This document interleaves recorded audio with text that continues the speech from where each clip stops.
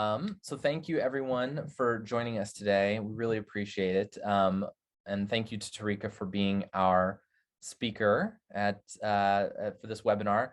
We at Spark Northwest feel like this is a really important topic and are really excited to start a discussion around how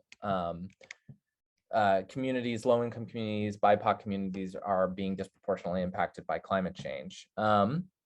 And what we can do about it. So this is part of a 20 Days of Spark Northwest we are currently doing to celebrate our 20th anniversary, which we are all very excited about. For the whole month of October, we've been doing all kinds of different events and communications pushes and things that are really been highlighting the work that we do around clean energy and our work in that equity clean energy space. And just a little bit about Spark Northwest. We are a clean energy equity nonprofit, and our 20-year track record looks like 13 megawatts of installed clean energy with 23 gigawatt hours produced annually. And we save our program participants $1.5 million annually through our program. So we're very proud of our track record. And if you're interested in learning more about Spark Northwest, please visit sparknorthwest.org. You can also visit us at sparknorthwest.org to learn more about 20 Days of Spark Northwest. And I'll throw the link to that in the chat. But today, Tarika is going to be kicking us off with a presentation, and Tarika is a regional expert on fossil fuel infrastructure, public safety, and land use management. And she's done a lot of detailed research on the safety and climate implications of fracked gas, the fracked gas expansion projects, including liquefied, as we put in quotations, natural gas or LNG. And also petrochemical facilities. So Tarika is a graduate of Vanderbilt University Law School. She received an American Bar Association fellowship in environmental law and interned at Southern Environmental Law Center. And she also holds a Master's of Education and undergraduate degrees in English and African American Studies from Oberlin College. So if you want to learn more about Spark Northwest or Tarika, again, visit sparknorthwest.org, and we will be excited to learn more today. Tarika, take it away. Oh, Tarika. Thank you, Daniel. And thanks to everyone for joining us today. Many of you on your lunch breaks, most likely. We appreciate your time. Today, we're going to be talking about communities on the front lines of climate change. And I'm going to assume a couple of things about people in our audience today. First of all, I'm going to assume that I do not have to convince you that climate change is real and is currently happening. And so I'm not going to spend any time on that topic, and assume a general level of awareness that there are disparities in the impacts of environmental pollution on communities of color and on low-income communities, and a general level of knowledge that as a result of those disparities, climate change is also having a disparate impact on BIPOC communities and low-income communities. So we'll start from there with those assumptions about the knowledge that we have and community agreements, if you will. So the Pacific Northwest is already seeing some of the impacts of climate change. We have a couple of images here that demonstrate that. We have an image from last September, from last fall, of the Space Needle engulfed in smoke. That's becoming a common sight for those of us who currently live in Seattle or recently lived in Seattle. I was in Seattle for 5 years up until the end of last year, and I'm currently in Philly for anybody that is on this call wondering why they have not seen me. And on the right, we have local effects of those wildfires, and below we have an image of the Duwamish River that really captures the historical industrial pollution that impacts that area. And in today's conversation, I want to drill down on two topics that we have been seeing in terms of climate change and the experience of climate change. and how it can be disparate for different populations. First, we're going to talk about heat waves in Seattle, a topic that we've been talking about a lot lately and that we're going to be talking about a lot more in the coming years. So as I'm sure most of you know, the last couple of summers in Seattle have been brutal. And the city of Seattle and King County did a study in July of 2020 where they took over 100,000 measurements of heat in King County and did comparative results of which areas were hotter, which areas were cooler, which areas retained heat the most throughout the day. So they produced some maps of what the temperature looked like at the hottest parts of the day, and they produced maps in terms of what the temperature looked like in the evening, which is what we're looking at on this slide. And there were a couple of key findings, some that were very shocking. In July of 2020, there was a 23-degree temperature difference between the coolest areas and the hottest areas. Another key finding was that the hottest areas had fewer trees. And we know that historically, white neighborhoods, wealthier neighborhoods have about twice as much tree canopy as lower income neighborhoods and communities of color. And so when we're looking at that 23-degree temperature difference, we have to keep in mind, and we know that that temperature difference is largely caused by differences in tree canopy. We have to keep in mind historical trends that make us aware that the 23-degree difference is falling on communities of color and lower income communities. In fact, the Audubon Society found that the tree canopy patterns align very closely with redline maps from the early 20th century. Redlining was a practice in which essentially certain neighborhoods were designated for white communities, certain neighborhoods were designated for communities of color. And so we see historical trends impacting the present day. And we see in the present day ourselves experiencing climate change. And so climate change is meeting those historical trends. If we look at this map on the left, the key shows us that the color coding is the red areas is a 97-degree temperature, and the blue areas is around 76. This is a map that shows in the evening time.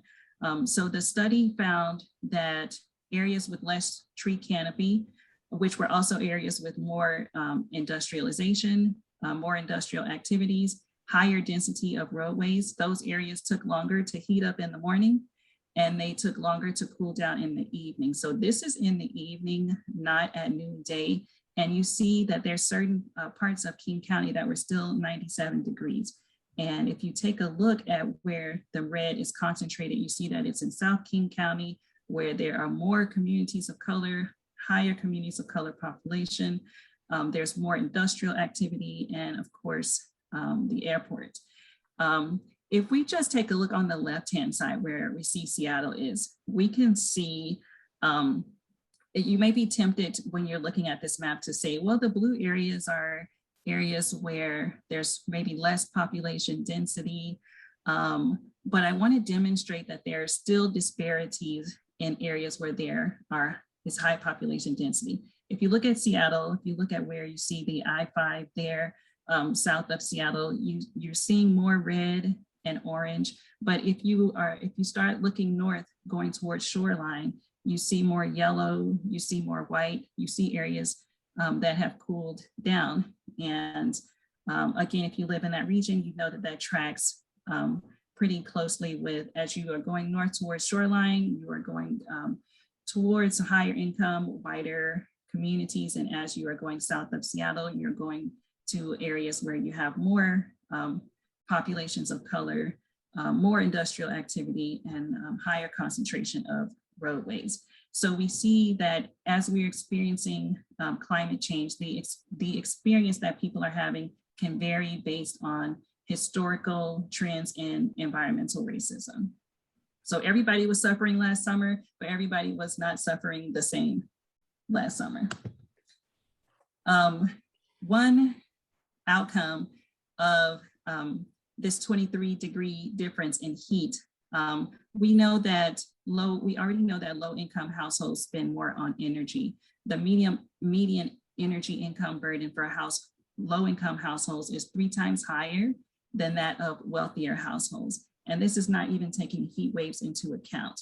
So if we do take this data and we consider the fact that lower income neighborhoods had significantly higher heat throughout the day in their community, you can imagine the energy burden of trying to cool their house as compared to that of wealthier neighborhoods. And of course, the irony is that the wealthier neighborhoods can theoretically afford to pay higher energy bills much more easily than the lower income neighborhoods. And so there's a cost burden that falls on those neighborhoods. And so we see through this example that there is a disparities loop. You have historical inequality feeding into the impacts of climate change. And so in this instance, with the heat waves in the Northwest, historical environmental racism coming from low canopy, coming from where roadways are located. In areas where there's denser roadways, you have more vehicle traffic and therefore more pollution on the surrounding communities. These communities are also more likely to be located near industrial zoning, and you have pollution coming from industrial areas. As a result of those historical choices that are rooted in environmental racism, you have higher rates of physical illness in these communities.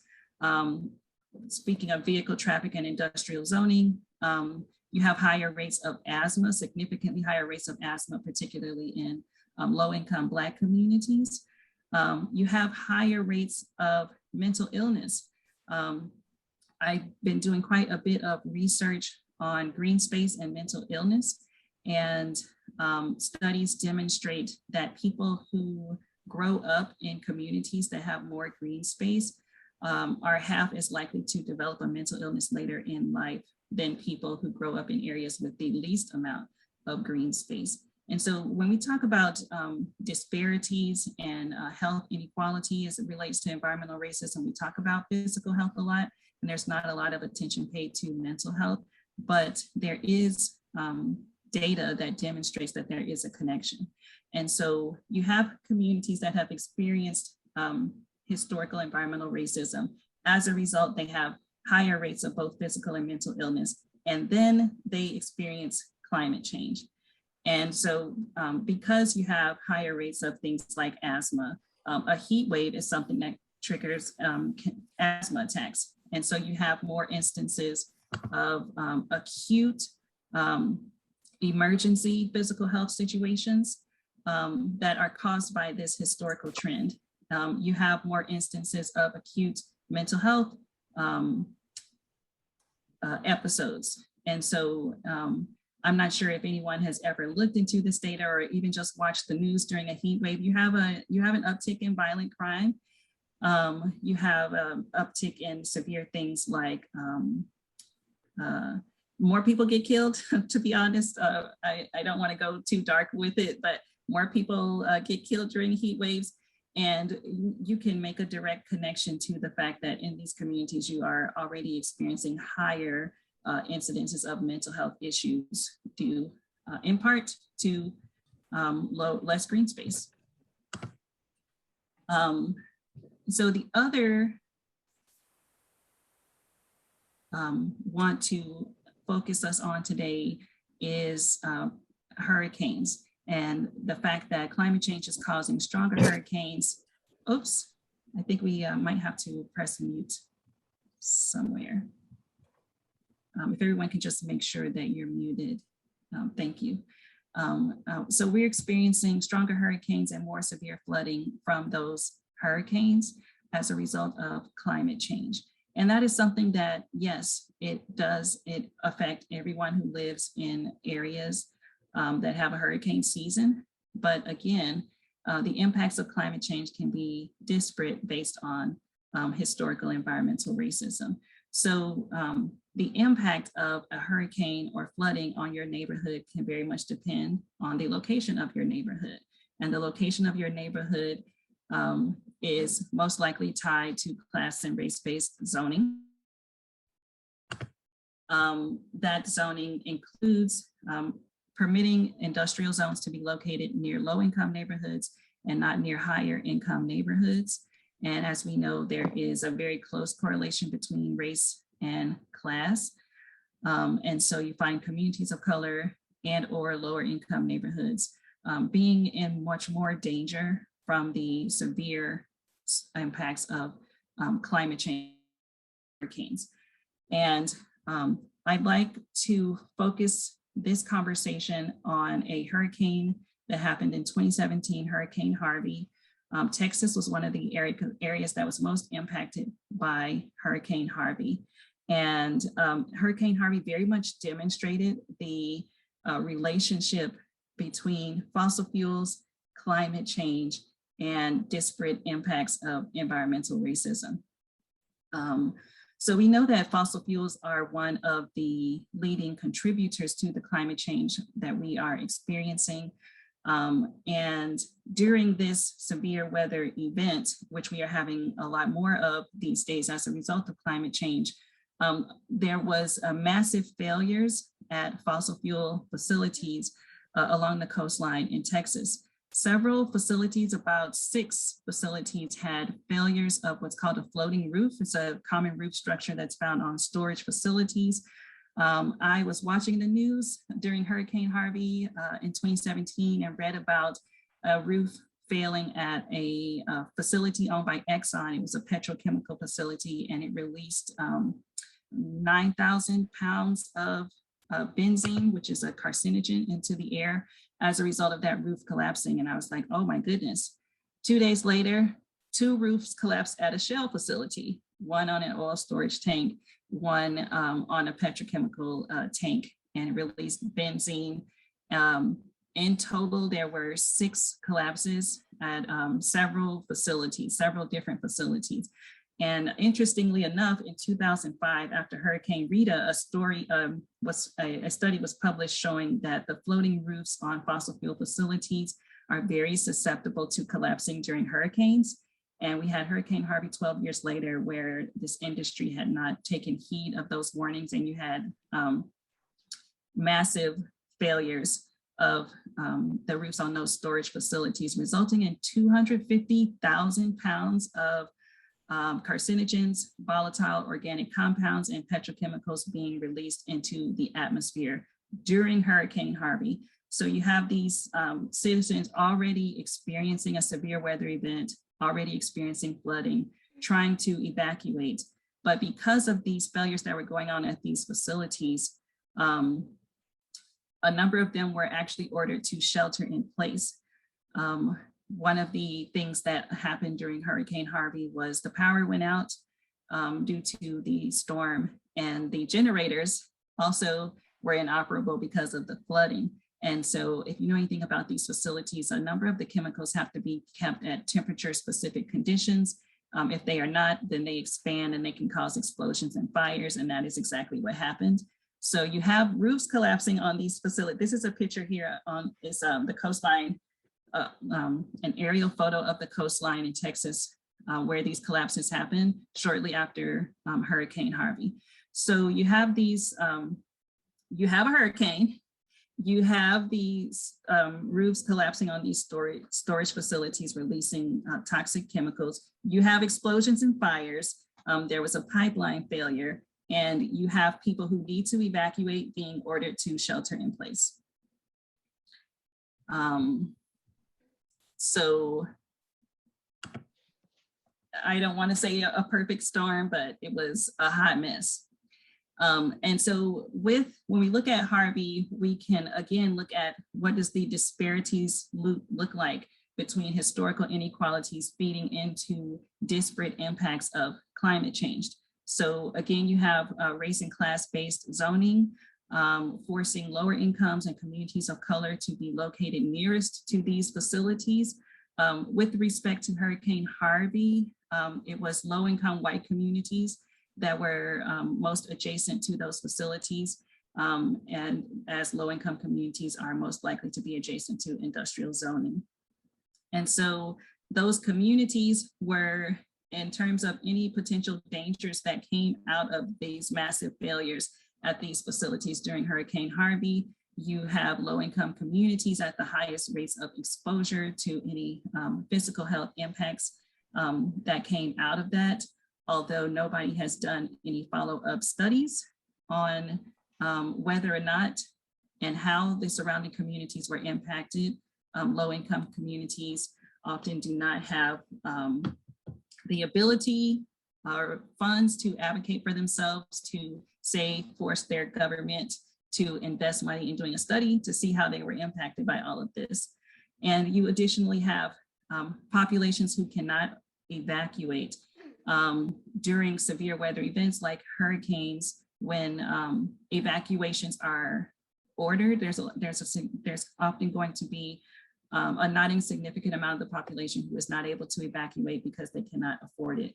It costs money to evacuate.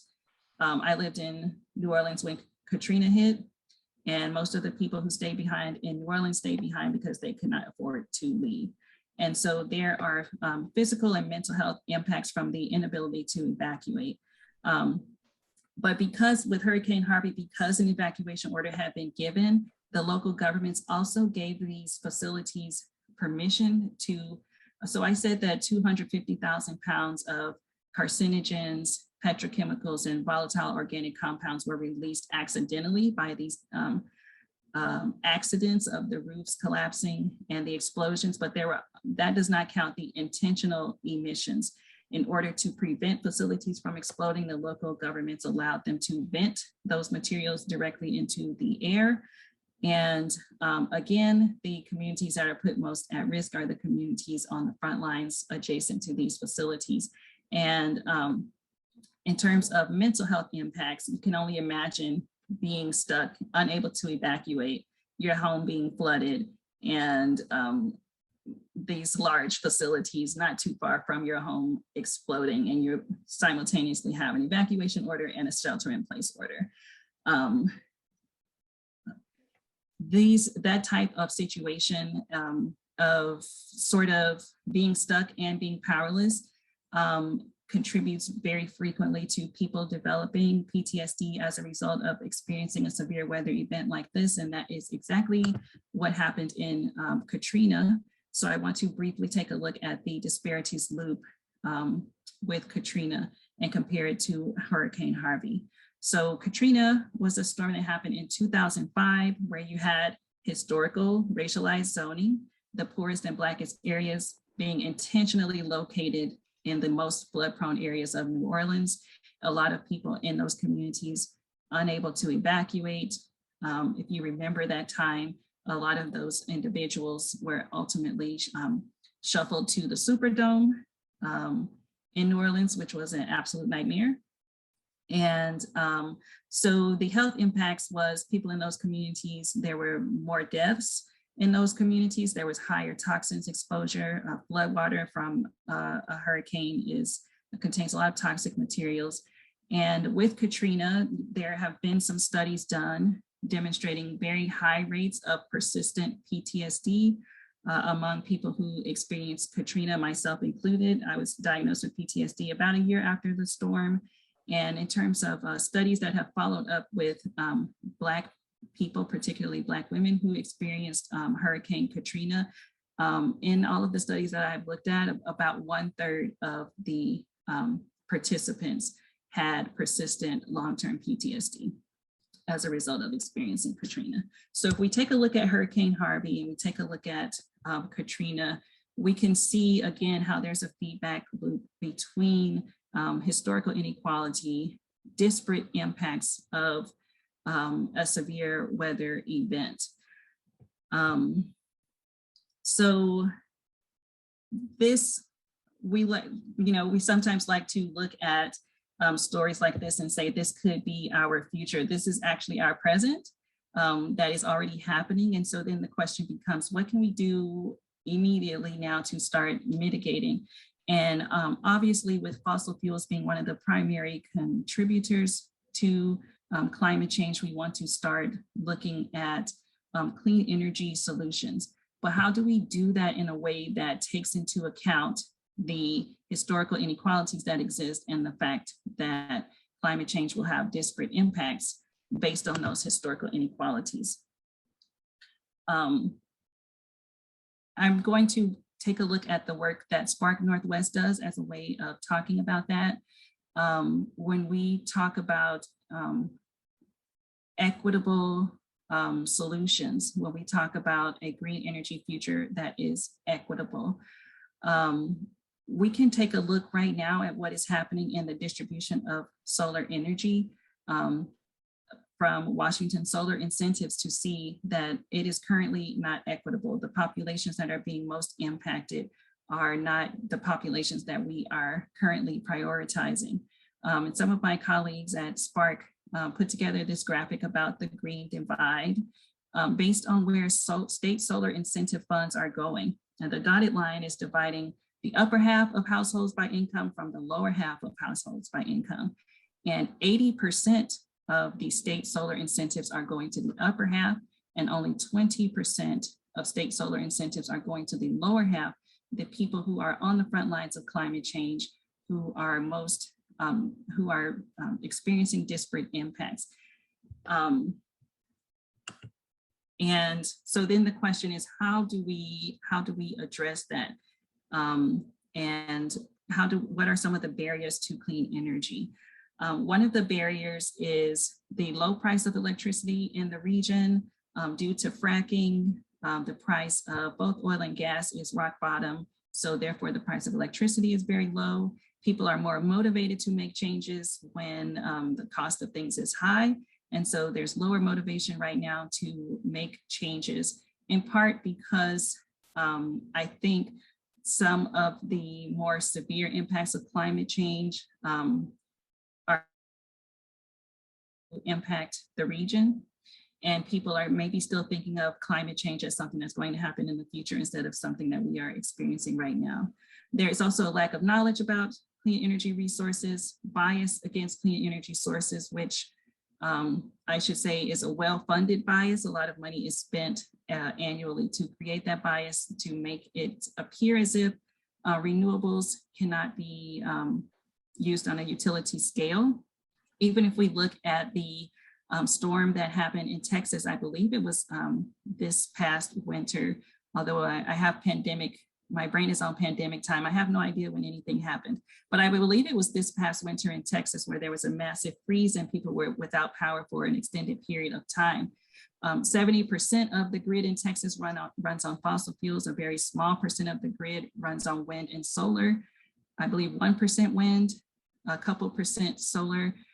And yet the failures of the electricity grid in Texas was blamed on renewable energy. So there is a concerted effort to create that bias, but the bias does exist. And then there's insufficient political support. And when we look at low income and marginalized communities, some of the additional barriers are a lack of funding opportunities. Like was shown on the last slide, a lot of the funding, the requirements for receiving funding prioritize people who already have resources. The funding can go to, you can get the funding if you're a homeowner or if you are a landowner. And due to historical inequalities in income and home ownership and land ownership, those opportunities are obviously going to go to wealthier and wider communities. In communities of color and low-income communities, you have a distrust of governmental programs. And of course, institutional racism is a barrier.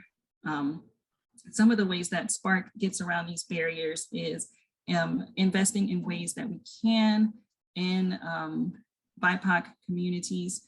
For example, here is a Black church in Tacoma that went solar.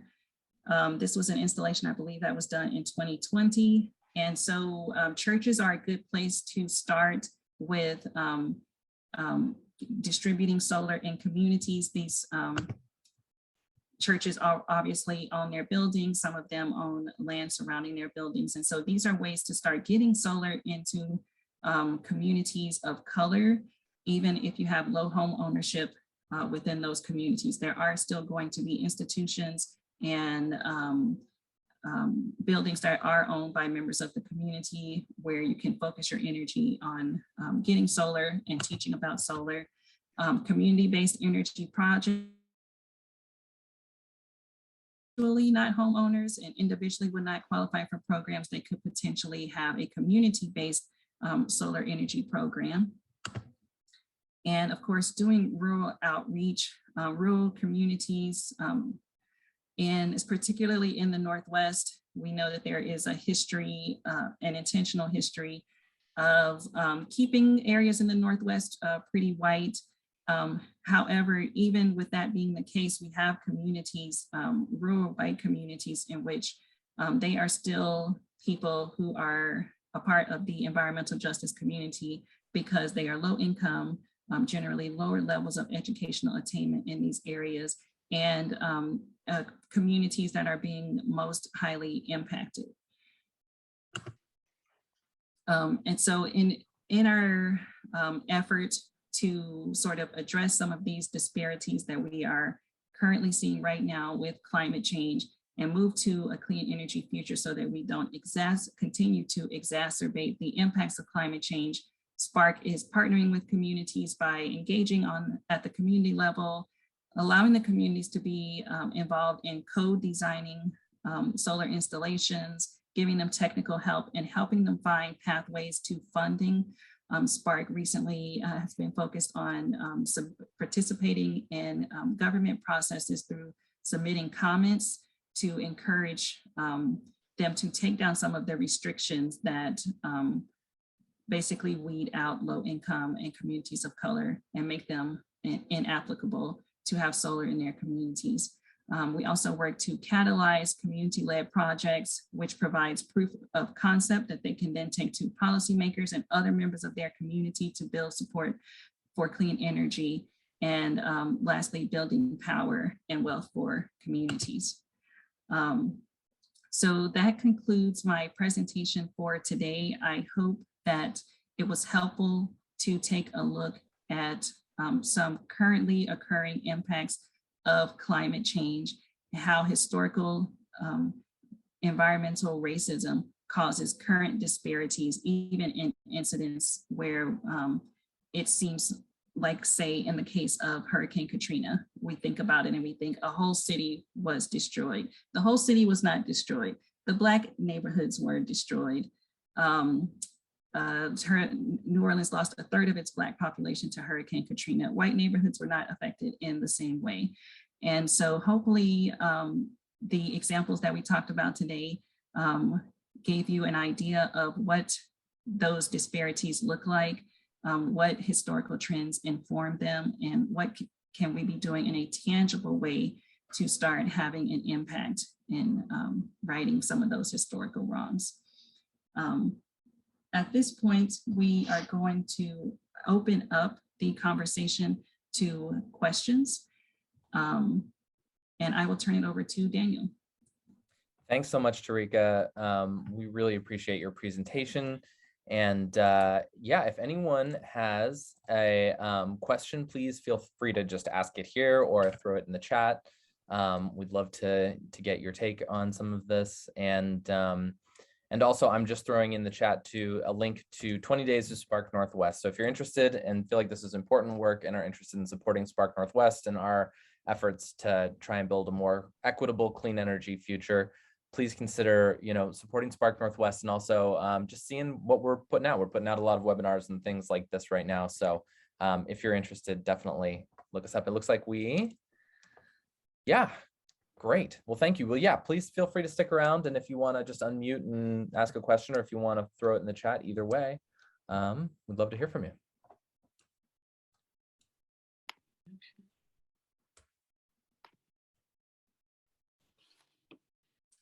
Dana.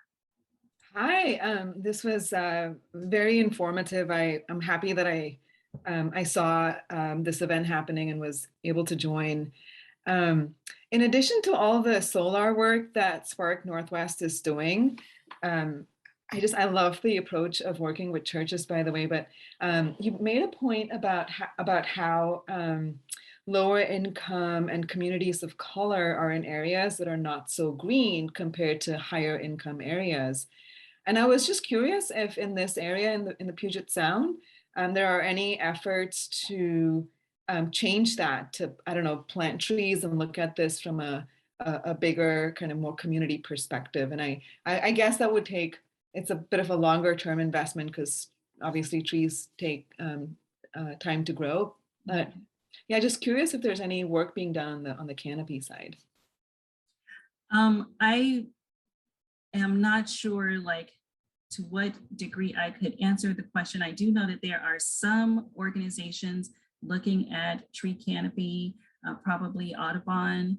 I do remember this issue being in the news a couple of years ago, reading several articles that were comparing tree canopy in the CD specifically to some white neighborhoods in Seattle.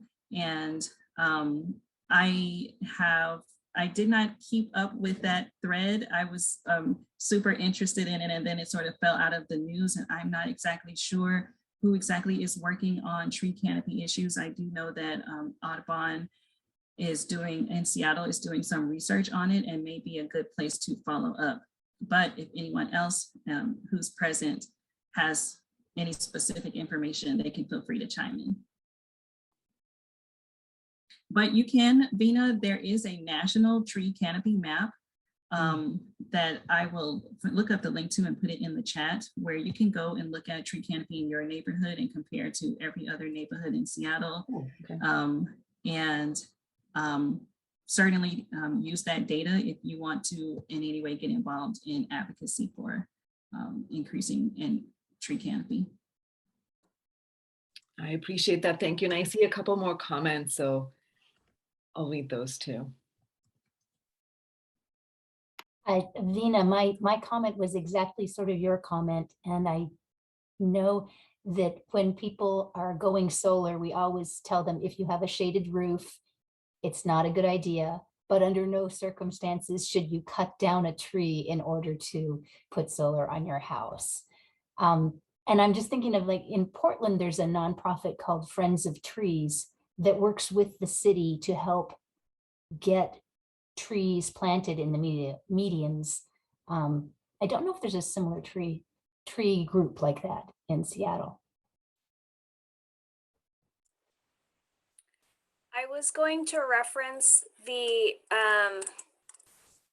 Trees for Neighborhoods program in City of Seattle, which provides free trees and water bags to residents to plant in their yard or on their planting strip. And from what I can tell, I've actually used the program to plant trees in my yard and the parking strip.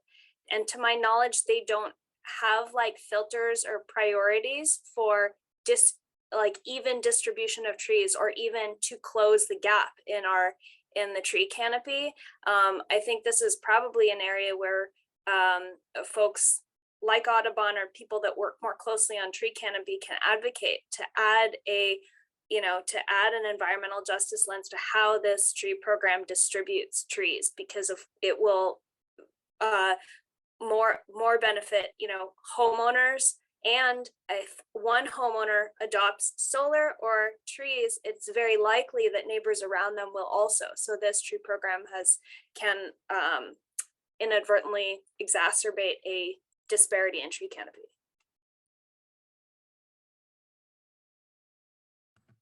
Thank you, Michaela. And I see that Nancy has her hand up. Hi, Nancy. Hi, Tarika. Good to see you again. Thank you so too. much for this awesome presentation. My question circles back to kind of the energy efficiency, energy burden aspects of your slides, and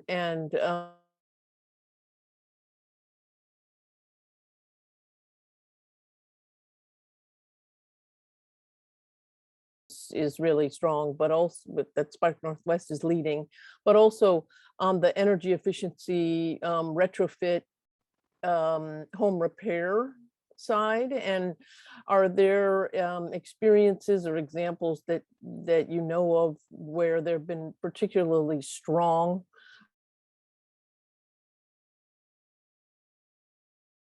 affordability and home repair business that targets communities that are suffering from the burden of climate and energy burden, high energy burden? Thanks. Thank you for the question. And I'm gonna open that question up to my colleagues at Spark with various people working on different programs. I want to give people the opportunity to give examples from the various programs that we do. No pressure though. We can, you know, it's just, I put it out there as an area where that we all, I think, need to do better, and the Energy Coalition as well, in building those stronger connections, so that if we're putting solar or even community wind projects, we need to reduce the load in general to lower people's bills. Mm-hmm.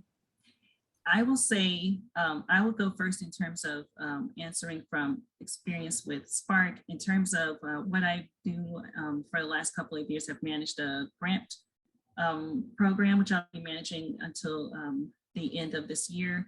And what I am seeing is low income housing organizations actually taking the lead on including solar and solarizing their fleet.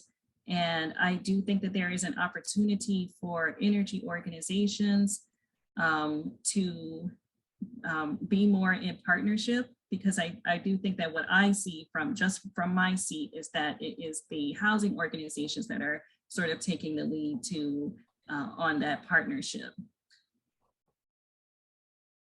And Tarika, I'd like to just flag a little bit of the efforts that we're doing, for example, with our Energize campaigns, where we are working to get affordable ductless heat pumps, ductless heating and cooling systems into homes. We have a program right now in Southern Oregon working in partnership with Rogue Climate. So we partner with a trusted local group that has connections in the BIPOC and low income communities.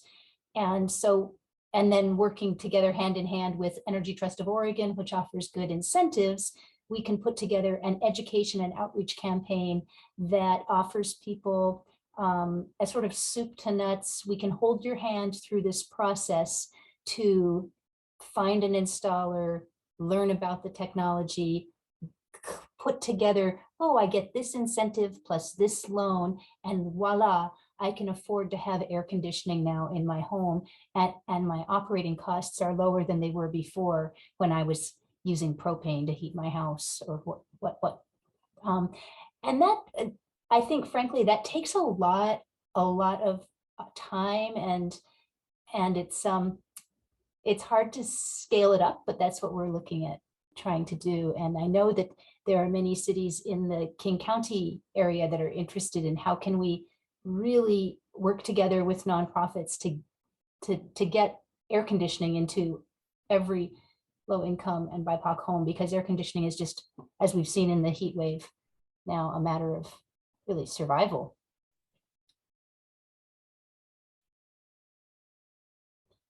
And I think one other thing, we've been trying to nibbling around the edges of how do we as a nonprofit interact with the community action agencies that are doing weatherization now for low income, and how do we make sure that we amplify and enlarge, either through amplifying what they are doing or working adjacent to them, and really expanding the impact of these programs.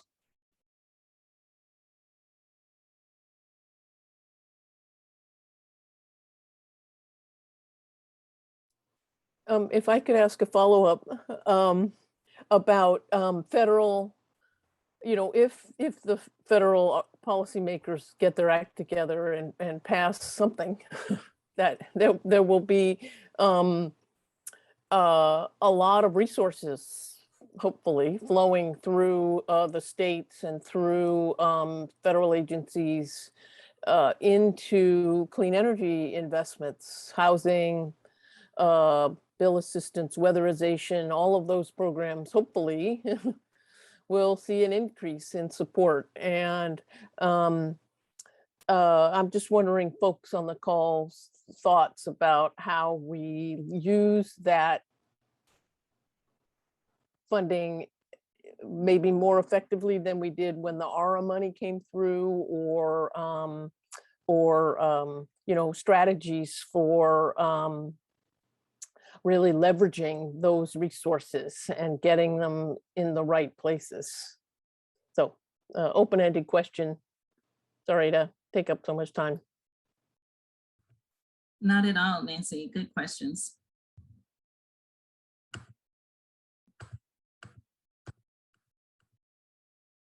I will leave a moment in case anyone has any ideas, but certainly I think it's a good question to mull over, even if you don't have an answer to it right now. You know, we certainly advocate, can advocate, but then if they actually listen to us, then what do we do with those resources? What do we do with those opportunities? Certainly, I think that I would like to reiterate one of the points I mentioned in terms of the work that Spark does, and that a lot of you on the call are doing, is, you know, prioritizing working with communities of color and involving them in the conversation in terms of designing opportunities, identifying opportunities, and it certainly helps with education in these communities, because one thing that you will find, if you look at, since we're talking about climate change, if you look at research on climate change, you look at attitudes towards climate change, you see that, well, we actually, you know, we have this unique thing here in the US that I do think is unique to the US, where there is this significant non-belief in climate change in a way that is intricately tied to politics in the US that I think is unique to this country.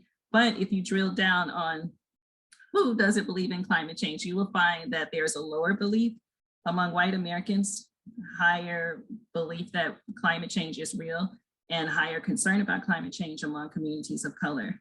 One of the obvious explanations being that these are the communities on the front lines who are experiencing it, and you can't deny something that you are experiencing. And so I think that prioritizing the voices of the communities who, as we demonstrated through this presentation today, are already experiencing this, certainly will help in identifying opportunities with respect to Nancy's question.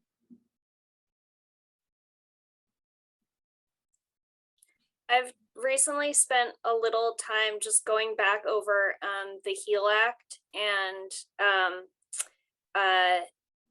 it basically creates a charge for Washington agencies to set environmental justice targets and strategies. And I kind of want to maximize the legislation we've recently passed between the HEAL Act, the Clean Energy Transformation Act, and the cap and trade bill. What do we call that? The Climate Commitment Act. And use the pathways that those have already established to keep on building on top of those and not creating things from scratch. I have heard from other efficiency and solar folks on how the previous ARA funding package wasn't able to be deployed because we didn't have, you know, things all ready to go, a pipeline.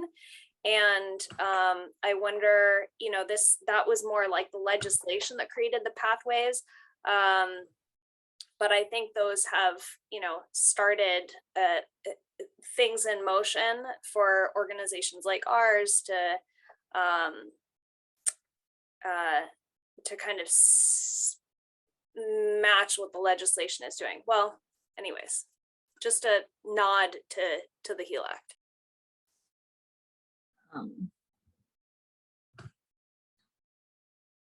Obviously, there's a lot of people involved with the passage and conception of any act, but I would shout out David Mendoza and his work on the HEAL Act. It is a very brilliant piece of legislation, in my opinion. Do we have any other questions? And if not, I would like to thank everyone for joining us for this conversation.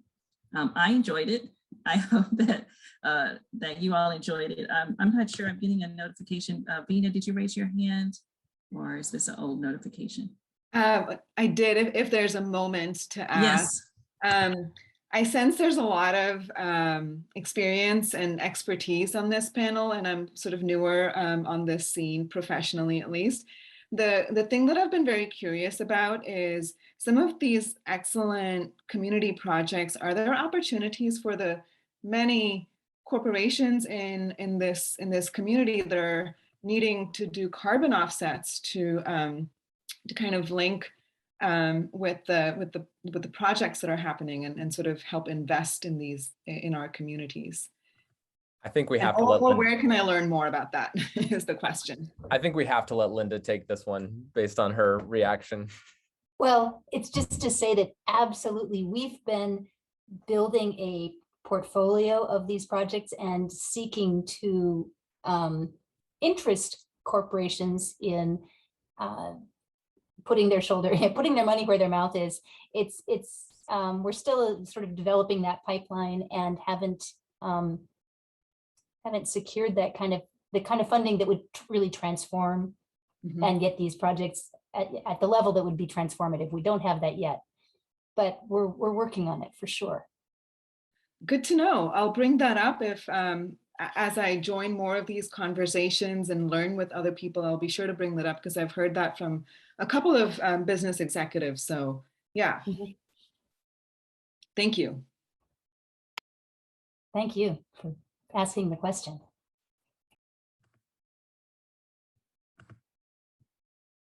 Thanks to everybody for your participation and attendance again. Daniel, I'm going to hand it to you to wrap us up today, if that's okay. You're muted. It only took 2 years now running to really just still be doing that. But anyway, thank you, Tarika, so much. And thank you to everyone who attended. If you want to learn more, again, visit us at sparknorthwest.org, or feel free to follow up with any one of the staff members. All of our emails are on the website. You can follow up with us individually. And thank you all so much for joining. I hope you all have a great day. Bye, everybody. Thank you. Nice to see you all.